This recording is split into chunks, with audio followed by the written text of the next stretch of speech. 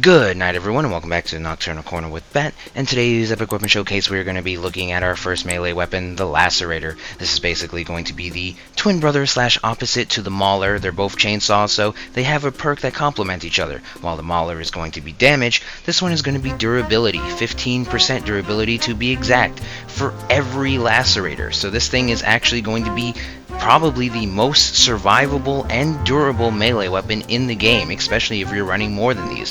And since they're only 3 points, you can actually have 5 of these things, which is a grand total of 75% durability increase to all your Lacerators. And to boot, since it is a melee weapon, it has blast, ram, and melee resistance. So if you're going up against another melee, you actually have a good chance of beating them with that periodic damage because of how much durability you have. So it's actually pretty good, survivable, and you can basically have a whole wall of these things, but you kind of got to keep in mind one thing that this thing has that the Mauler might be superior in. This one is going to be wide, like the Harvester, while the Mauler is going to be a bit long, like a regular chainsaw. That basically means with the Mauler you can forklift an enemy and you don't really have to worry about them sliding off, or basically when you take off their wheel and you hit their frames, your melee weapon could get in between that and you're not doing any damage to them.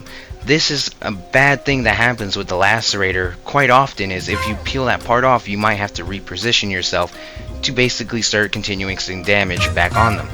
However, if you can get around that, this thing is actually pretty solid. You just got to watch out for them sliding off of you, and the damage will actually help you a lot. So anyways, let's get into our first builds in the showcase. Alright, first up is going to be One Gun Titan 2 by and this is going to be the tankiest one out of them all at almost 400 points of durability. This thing is going to be very survivable, especially with that humpback cabin, so you're getting all that damage. And with the Capcan and the Skinner, you're basically going to be putting the enemy into places to where you can hit them and getting into places with the Chameleon. However, it is very slow and hard to get into those places, and since a lot of spiders and hover up there, with these Lacerators being so low, it's very hard to actually hit them, so not so great. Next up is going to be Charger by Darkin155. This is going to be using the Howl Cabin, Tormentor, and a Chameleon with 4 Lacerators, which means that's a total of 60% durability increase. So this thing is basically a wall that is going to be rather hard for the enemy to take out if they're not constantly shooting at these things. And because it is using the Howl and the Tormentor, it is going to be getting a much needed damage boost. However, the Howl isn't so great, but the Tormentor is going to be absolutely perfect for this type of weapon. And the reason that you really want to get that damage and speed is because you got to think Fire Dog way, where you want to hit them and get out before you take too much of that high power damage. And if you die while doing that, it's not going to be so great. So the speed isn't still the best, but it's going to be more usable. So now going way lower in the power score bracket at around 4K to 5K is going to be User Blueprint 2 by Lomi Saturn 3.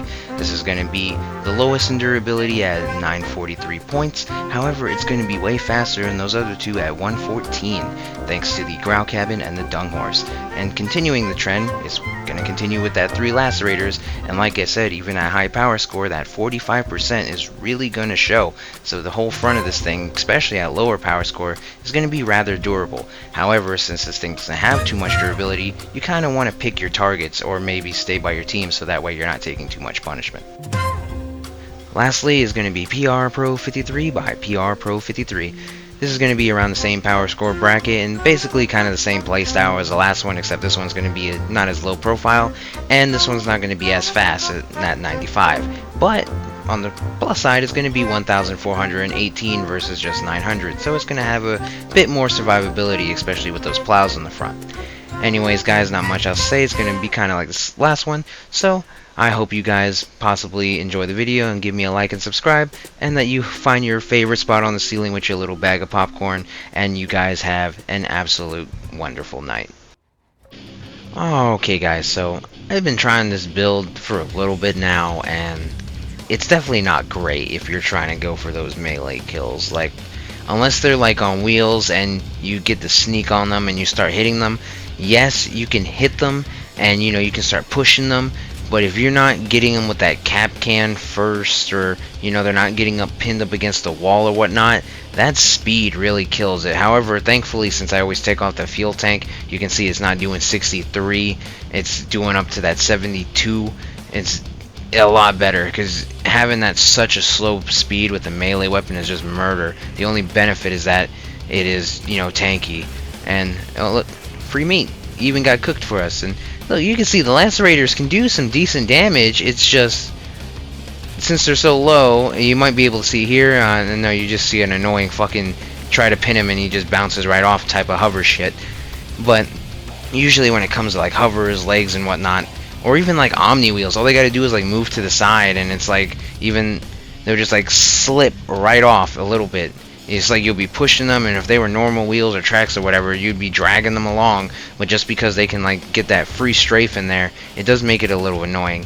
And you can kind of see it's a little difficult to deal with, but thankfully these aren't the new legs, these are the other legs. And right here you said, ooh, okay, I wasn't going to talk about that. I did not know he had a generator or whatever in the fuck in the front of that. That was lucky as shit. And you know what? I'll take a nice backhand to that motherfucker too, bro. That was luck.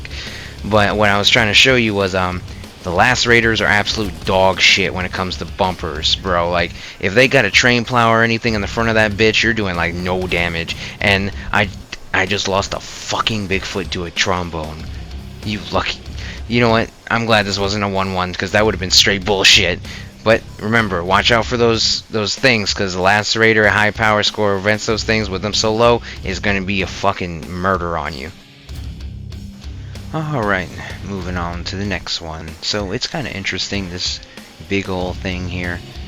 It doesn't look bad. It kind of looks like something that you would see in one of those space games, you know what I mean? It'd be like the big ass APC driving across the dooms. Maybe you'll see this thing in like fucking, what is that game called, Mass Effect or something like that. That's kind of what this thing reminds me of. Except probably not with the big saw blades in the front. Maybe not, unless it's like going to Pandora to knock down some damn trees. And alright, so it seems like most of the enemy is ignoring C, pushing down to B. Our team is kind of sticking together over here on the A point. And here comes one dude, shotgun boy again. See, this is where this thing really shines. Like, look at the power in that, just the push power. This thing has some good push power. Now, you can see it's definitely taking some shots, and you need to get out of here. You don't want to take too much damage from that. They took off my side. I'm glad I didn't lose a Lacerator from that, but that shit hurt. Or at least it hurt the front. Didn't take too much health. Having this big beefy thing is definitely very helpful in these higher power scores. Alright, can I hit him? Oh damn. This is one of those things about having these big powerful melee things. And I just lost Bigfoot. But this is one of those things about having this big beefy melee thing, is like, he's going around here fucking up my team and I'm having a hard time catching up. There we go. When you do hit him though, like, look at that power. The Lacerator at this high power score just smoked this dude. Like, the Lacerators can hurt pretty bad. Like, they're strong, actually. Like, they're definitely the Walmart version of the Harvester, but they can still smack. Like, you shouldn't really underestimate a Lacerator, but at the same time, it's like, ooh, yeah, baby. Come on. Oh, shit, get out. Oh, and I lost on my wheels.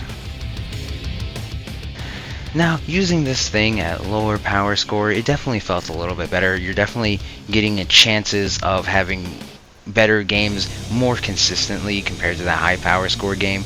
Especially since, you're just kind of depending on speed or power. Mainly power, because since, they're having the big engines, the more powerful cabins, legendary cabins and whatnot, it can get a little messy, especially when you're trying to hit them. Versus, if you see right here, and I know this is just a bot, but like, you can definitely wreck somebody with this weapon at this lower power score with the speed build, because people are going to be mostly on par, and even if they try to use like a high damaging weapon, they're going to basically have no armor, so you can do shit like this. Just grind them to a pulp. So when it's hurting real bad at that low power score, it's definitely going to do things like this, just like messing up this dude. And you can see, I already I think I hit 2 gens already, and they're just sparking. This is like really impressive. And honestly, this is a pretty good build. Like it can take some decent punishment, not too much. It's still only 900 durability, but since it is that real fast, you can definitely get into some good situations with it. And you can see from the front that I did switch them to be on the sides instead of, you know, just like vertically up. And that's because I can get more coverage, so that way they can't just weasel away. And you can see, like right here, like see, he almost went right to my side, but he couldn't just weasel away too much. However, right there, you see that? The little piece just pushed me because it hit right there. That is the problem with this, is your parts, if it gets under them, they can just drive right away from you since it's so small. Alright, so just going into another low power score one. This one I left them vertically, so they're going to be up right next to each other, which in cases is good because you can, if it's like a hover or something, you'll be able to get that distance in and hit them and maybe get onto them. But if the frames are a certain way, you can get stuck in between and it can make you reverse and have to reposition. And since they are kind of like that and they're not like too much wide radius, and you can't get like that forklift technique that you can get with the Mauler, you can get stuck in between them and you're gonna have to reverse and try to push into them. But if you can stick to them just like that, boom, just look at that. This damage is fantastic at lower power score, which I'm sure you don't really want to bring this thing into like super high power score, but dang it. Sorry, I had to pause there. I was really hoping to stick to that dude, but we're gonna get this one instead. And you see all 3 grinders on him. Look how quickly that went up to 9,000. Yeah, I'm sure there's like some machine guns or whatever that can do it faster or whatever, but this is, you know, low power score with a grinder that can hit multiple parts right in the front. It's pretty good. Like, this weapon is pretty decent. And here we go. Like, look at this. That grind, but here, this is what I'm talking about, right here. Getting slightly pushed to the side, and now I have to reposition, but luckily it's a stupid ass bot, so I can get right back in there. And then this dude kind of messed up, and I get to grind him a little bit. Do I get the kill?